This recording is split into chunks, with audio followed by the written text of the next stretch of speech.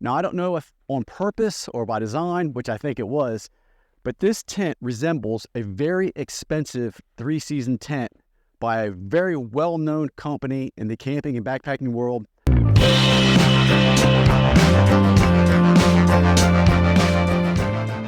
Hi everyone, I'm Mike and welcome to Outdoor Adventuring Gear. And today, guys, we're going to be taking an interesting look at the WaldZimmer lightweight bivy tent. As I do a lot of gear I put up on the channel or stuff I buy, I come across certain things just by bargain shopping. That's all I'm doing. I'll flip through either eBay or Amazon, any place on the web I think I can get a good deal. When I came across this tent, I was pretty much flabbergasted. Why? Just because of the design of this tent. So I was like, you know what? I'm taking the risk on it. I don't care. I just want to see if I could, even if it doesn't function properly to what it says. The amount I spent on the tent was worth me buying it. And if I had to tinker with it or do something to it to make it perfect for me, heck, I was going to do it. I didn't care. So the tent came in. Here it is in its bag. I'm going to open it up, show you guys what's in it, and then we're going to take it from there. First of all, the bag is nice. I like this. It is not an expensive bag, but it's not really cheap either. And one thing I've already noticed, look how much room it gives you. It gives you adjustable straps with buckles, and there's a lot of room. Now, right off the bat, it's brand new, and there's a stain. Just wanted to show you guys that. So let's see what is in it. These are not YKK zippers. They're just regular old generic zippers, but we're gonna see what's inside. This looks like, let me see. Here's the pole system.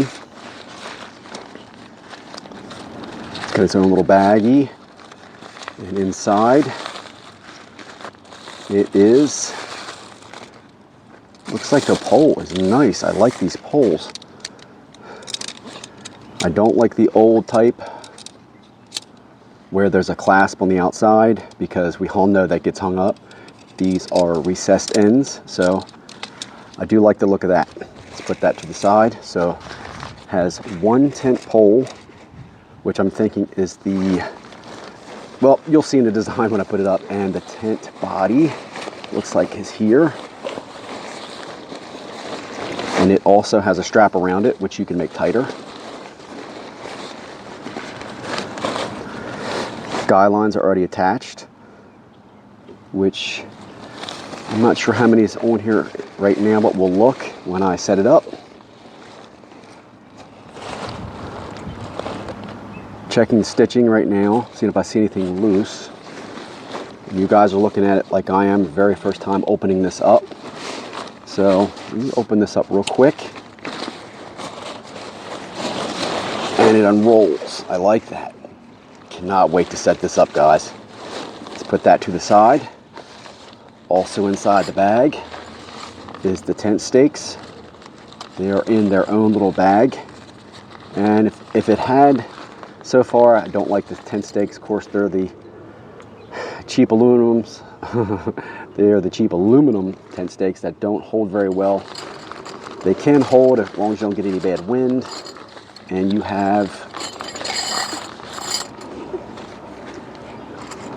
2 more guy lines inside.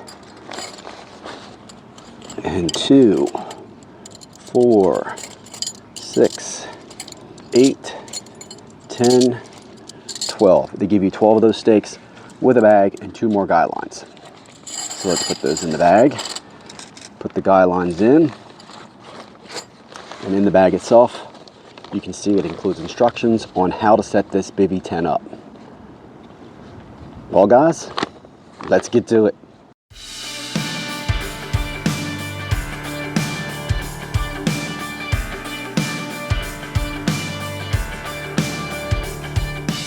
Okay, my friend, there it is. The WaldZimmer WildMate bivy tent. Does that not look like the Hilleberg Octo or Ena tent? Looks just like it. Of course, this is made out of polyester. It's not the same. I'm going to walk you guys around real quick. On both ends, you have this flap. It's just a rain shed. There's no vent under it. It has a guy line that you stake off on both sides. Both these guy lines were attached. On the corners, you have stake points, and they have adjusters on them, which you can do this with.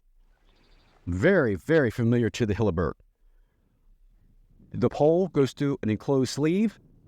On each side, you do have a loop where you can guy line off more to make it more secure. On each side, there's a red grommet for you to run your pole through.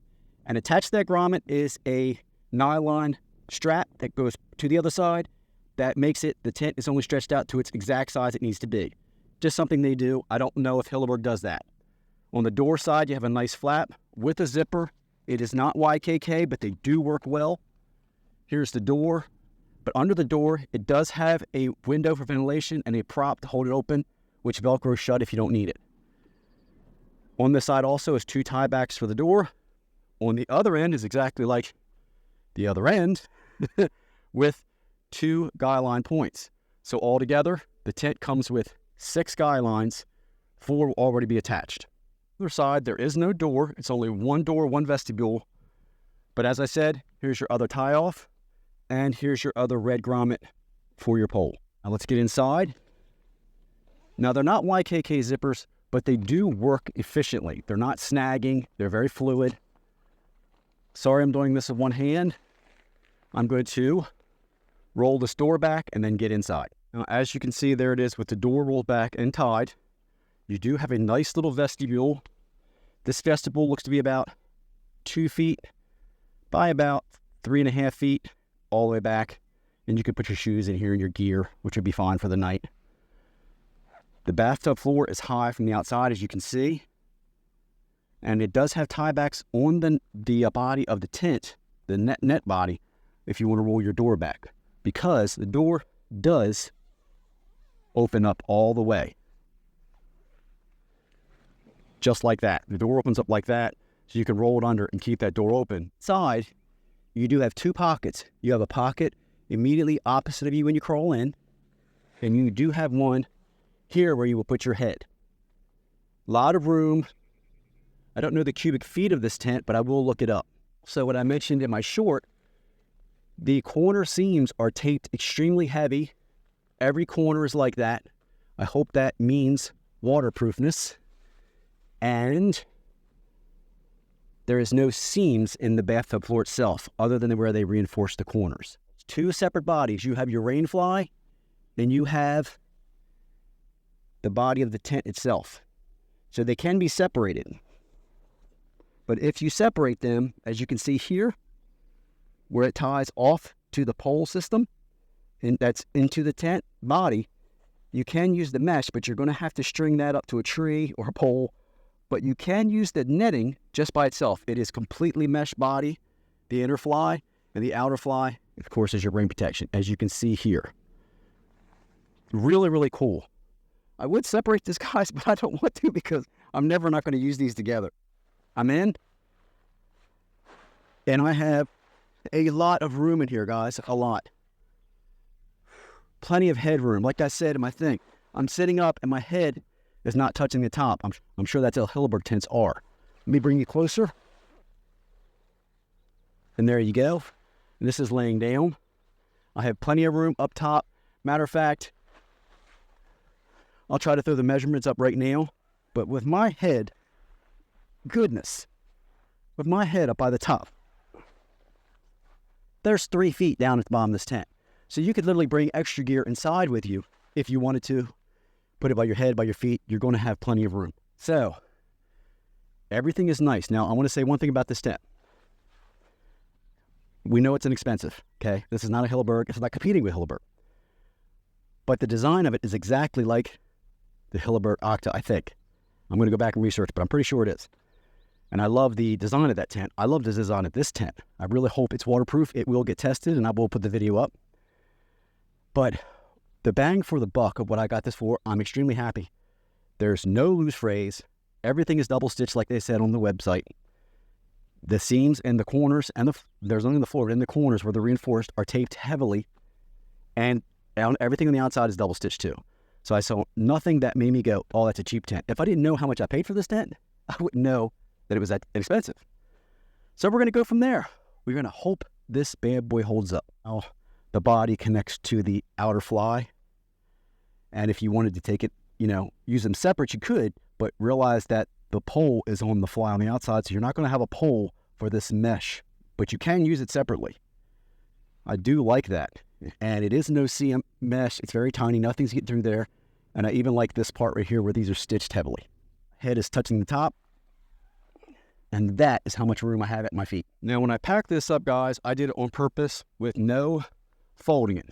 I just balled it up the ball, and I still had room to get everything back in the bag. And I haven't even clamped it yet. That's the reason I wanted to show it. So the bag is very nice. I will take this home and redo it. But the bag is nice, stitched well. I hope it holds up well, but I will always roll that up tighter. I do like that bag. Just a couple of things I want to mention real quick about the tent. I meant to when I was putting it up. I was excited and giddy, like I just had a new toy, and packing it up, I just remembered I didn't say anything about it. On each end, I'll try to put it up right here, on each end of the tent, stitched inside the tent, where the ends stand up, each end has 2 small fiberglass poles. They're just the length of each end of the tent, but they help you give you that rigidity when you pull your cord back to put your stake in. The second thing I want to talk about, maybe an issue with this tent, is ventilation, only because it's not that hot out here today. It's about 65, 66. But in that tent, it was 75, 76. It was at least 10 degrees hotter inside that tent. That means it might be better in the cooler season. If you use this type of tent in the summertime, you're going to have that door wide open. You may have to separate a little bit to get some more ventilation, or bring your own little like tarp clamps and tarp on the bottom and pull the bottom out a little more. But like it is right now, and you probably see the camera moving a little bit. It's windy and breezy out here today. And it was still warmer inside that. Just want to put that up. But so far, I'm digging that tent, and I can't wait to use it. So I'll be camping in it soon, guys. I'm going to try it out when it rains. Oh, I almost lost you. Let's turn this around this way. All right, welcome back. I told you it's breezy out here today. So what I'm going to do is I'm going to take that camping soon, just because, number one, I love it. Hoping that we get a good rain. We don't need any more rain here on the East Coast. We had enough. I don't want any days of rain. But if we get a couple hours of rain, I'm going to sneak it out in it. I'm going to get out. I don't care if I get out in the yard and camp in it overnight during a week. I don't care. But I do want to test that tent. As of right now, I didn't see any holes or anything like that where it could possibly, leak from stitching or ill manufacturing. The ends or the corners in I always have a problem with that. I always call it tent body. You're going to hear me do this in a lot of videos, guys. But in the mesh body, in the corners, on the bathtub floor, it is taped heavily, and there's no seam in the middle of the floor, which we all know, that's great, keeps from leaking. This tent does not come with its own footprint. You'll have to buy one or make one. Use a tarp. I wonder if Hilleberg's footprint will work with this. I'm going to check the measurements, because I'm out filming today, but I'm going to check the measurements, see if they have a footprint. Now, it's probably an expensive footprint. It'd probably be easier to make one out of an old tarp, something of that nature. But if you do have one, or you know a way to get one, I'll see if they measure, if it works. If it works, I'll put it up in the video that it's the same. If not, it didn't, or I forgot about it, and I'm sorry. But that's it, guys. That's my first look at the WaldZimmer lightweight bivy tent. Let me know what you guys think about it. Let me know if anyone out there has a Hilleberg. What did you see? Did you see anything that was similar to your Hilleberg, or anything I should be aware of that's different? That's who I really want to hear back. Anybody has that Hilleberg Octo, or I think it's called an Enanail? Let me know what you think, guys. Please like, share, and subscribe. I'll talk to you again real soon. Bye, guys.